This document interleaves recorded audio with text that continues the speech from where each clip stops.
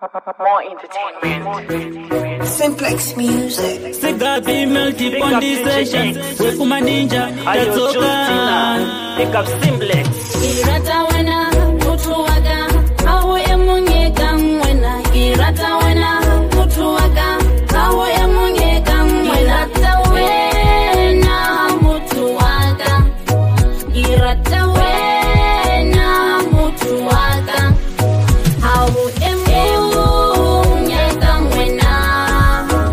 Awe emunye kamwena. Irata wena mutu waga. Irata wena mutu waga.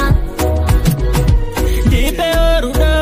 Diwone kutunondida. Oh baby. Dipe orudo. Diwone kutunondida.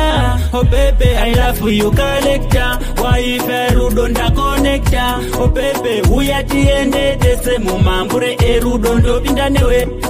Ndoyenda newe wekumoza mwanasikana iwo sambochema ndokupa rudo rwakadzama uri pakati pemoyo wangu. Irata wena mutu waga. Irata wena mutu waga. Ahu emunye kamwena. Ahu emunye kamwena. Irata wena mutu waga. Irata wena mutu waga. Ahu emunye kamwena. Ahu emunye kamwena.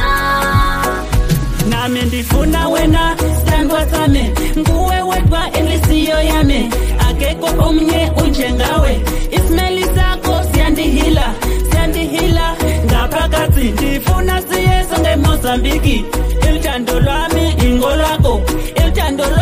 ingolwami baby ndinokuda mwanasikana ndoyita seikonewe ini ndofamba newe vane kudowona avo vachabayikana shuwa tisambo vapemkana patofamba stechinakidzana mwanasikana iwakandifita kunge brupa inira ndopfeka ndifuna uya nawe elisutu masonhamba nawe nimlesutu techitofamba tiri tutu vachatoshokwa ana jasu. Irata wena mutu waga.